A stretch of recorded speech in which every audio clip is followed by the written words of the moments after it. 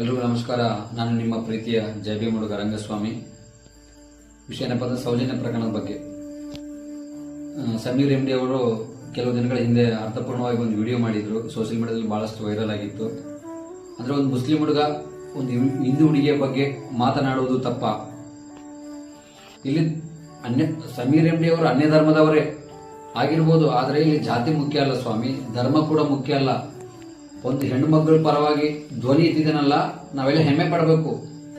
ಯಾಕೆ ಹೇಳಕ್ ಇಷ್ಟಪಡ್ತೀನಪ್ಪ ಈ ಮಾತಂದ್ರೆ ನಾನು ಸಮೀರ್ ಎಂ ಡಿ ಅವರು ಅದೆಷ್ಟು ಧೈರ್ಯ ಮಾಡಿ ಒಂದು ಕೇಸಿಗೆ ಬಲ ತುಂಬಿದಾರಪ್ಪ ಅಂತಂದ್ರೆ, ಸಮೀರ್ ಎಂ ಡಿ ಅವರು ವಿಡಿಯೋ ಮಾಡಿದ ಮೇಲೆ ಈ ಒಂದು ಸೌಜನ್ಯ ಪ್ರಕರಣಕ್ಕೆ ಬಲ ಬಂದಿರೋದು. ನಾವು ಈಗ ಸೌಜನ್ಯ ಎಷ್ಟು ಕ್ರೂರಿಯಾಗಿ ಅವ್ರಿಗೆ ಹಿಂಸೆ ಮಾಡಿದಾರ ಅಂತ ನಾವೆಲ್ಲರಿಗೂ ಗೊತ್ತು. ಒಂದು ಹೆಣ್ಣು ಮಗುನ ಒಂದು ಮರಕ್ಕೆ ಕಟ್ಟಿ ಹಾಕಿ ಅವಳಿಗೆ ಎಷ್ಟು ಮಾನಸಿಕವಾಗಿ ಹಿಂಸೆ ಕೊಟ್ಟು ಅವಳ ಮರ್ಮಾಂಗಕ್ಕೆ 6 ಇಂಚು ಮಣ್ಣು ತುಂಬಿಕೊಂಡ್ಬಿಟ್ಟು ಅವಳನ್ನು ಬಹಳ ಬಹಳ ಅಂದ್ರೆ ಬಹಳ ಹೇಳೋಕ್ ನನಗೆ ಭಯ ಅನಿಸ್ಬಿಡ್ತದ. ಆ ಒಂದು ಮಟ್ಟದಲ್ಲಿ ಅವಳಿಗೆ ಅತ್ಯಾಚಾರ ಮಾಡಿದಾರಪ್ಪ ಅಂತಂದ್ರೆ ಸಮೀರ್ ಎಂ ಡಿ ಅವರು ಅವಳ ಪರವಾಗಿ ಧ್ವನಿ ಎತ್ತಿದ್ದಾರೆ. ಅಂಥವು ಕೆಲವೊಂದು ಕಿಡಿಗೇಡಿಗಳು ಅವನಿಗೆ ಪ್ರಶ್ನೆ ಮಾಡ್ತಾರೆ, ನೀನು ಹಿಂದೂ ಧರ್ಮದವನ ಇಲ್ಲ, ನೀನು ಹಿಂದೂ ಧರ್ಮದ ಬಗ್ಗೆ ಯಾಕೆ ವಿಡಿಯೋ ಮಾಡ್ತೀಯ ಅಂತ. ಯಾಕೆ ಸ್ವಾಮಿ, ಹಿಂದೂ ಧರ್ಮದವರು ಅನ್ಯಾಯ ಆದರೆ ಬೇರೆ ಧರ್ಮದವರು ಅನ್ಯಾಯ ತಪ್ಪೆ ಅಂತ ಹೇಳಕ್ಕೆ ನಾಚಿಕೆ ಬರುತ್ತಾ ನಿಮಗೆಲ್ಲ? ಕೆಲವೊಂದು ಜನ ಪ್ರಶ್ನೆ ಮಾಡ್ತೀರಲ್ಲ, ಅವನು ಮಾಡಿರೋ ಕೆಲಸಕ್ಕೆ ನಾವೆಲ್ಲ ಹೆಮ್ಮೆ ಪಡಬೇಕು. ಯಾಕಂದ್ರೆ ನನ್ನಿಂದ ಏನು ಮಾಡೋಕ್ಕಾಗಿಲ್ಲ. ಅಟ್ಲೀಸ್ಟ್ ಸಮೀರ್ ಎಂ ಡಿ ಅವರು ಅನ್ಯ ಸಮಾಜದವರೇ ಆಗಿರ್ಬೋದು, ಅನ್ಯ ಧರ್ಮದವರಾಗಿರ್ಬೋದು, ಅವ್ರ ಪರವಾಗಿ ಧ್ವನಿ ಎತ್ತಿದ್ದಾರೆ ಅಂದಮೇಲೆ ನಾವೇನು ಮಾಡಬೇಕು, ನಾವೆಲ್ಲ ಅವರಿಗೆ ಬೆಂಬಲವಾಗಿ ನಿಲ್ಬೇಕು ಅನ್ನೋದು ನನ್ನದೊಂದು ಸ್ಮಾಲ್ ರಿಕ್ವೆಸ್ಟ್.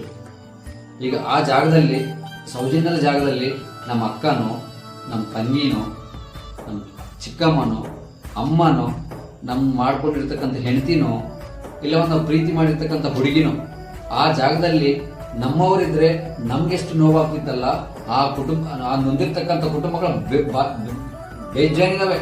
ಧರ್ಮಸ್ಥಳದಲ್ಲಿ ಆಗಿರ್ತಕ್ಕಂಥ ಪ್ರಕರಣಗಳು 1000 ತಲುಪಿದೆ.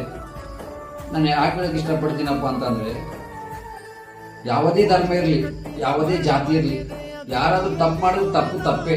ಅದೆಷ್ಟೇ ದೊಡ್ಡ ವ್ಯಕ್ತಿ ಆಗಿರ್ಲಿ, ಸಣ್ಣ ವ್ಯಕ್ತಿ ಆಗಿರ್ಲಿ, ತಪ್ಪು ಮಾಡಿದ್ರೆ ತಪ್ಪೇ ಅಲ್ವಾ? ತಪ್ಪು ಮಾಡಿದವ್ರಿಗೆ ಏನಾಗ್ಬೇಕು, ಕಾನೂನಲ್ಲಿ ಶಿಕ್ಷೆ ಆಗ್ಬೇಕು. ಅದೆಂಥದ್ದು ಪ್ರಬಲವಾದ ವ್ಯಕ್ತಿಗಳಿದ್ರು ಕೂಡ ಅವ್ರಿಗೆ ಶಿಕ್ಷೆ ಆಗ್ಬೇಕು. ಯಾಕಪ್ಪ ಅಂತಂದ್ರೆ ಕಾಣದ ಕೈವಾಡ ಬಹಳಷ್ಟು ಇದೆ. ಧರ್ಮಸ್ಥಳ ಕ್ಷೇತ್ರದಲ್ಲಿ ಕಾಣದ ಕೈವಾಡ ಬಹಳಷ್ಟು ಮಂದಿ ಇದ್ದಾರೆ.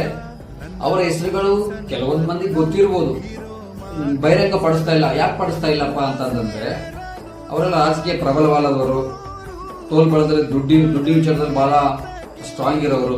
ಅಂತವ್ರಿಗೆ ಹೆಸರು ಹೊರಗಡೆ ತರಕ್ಕೆ ಮೇ ಬಿ ಸರ್ಕಾರಕ್ಕೆ ಇವತ್ತು ನಾಚಿಕೆ ಬರ್ತಿರ್ಬೋದು. ಯಾವುದೇ ಕಾರಣಕ್ಕೂ ನಾಚಿಕೆ ಪಡದೆ ತಪ್ಪು ಮಾಡಿದವ್ರಿಗೆ ಕಂಪಲ್ಸರಿ ಶಿಕ್ಷೆ ಆಗಬೇಕು.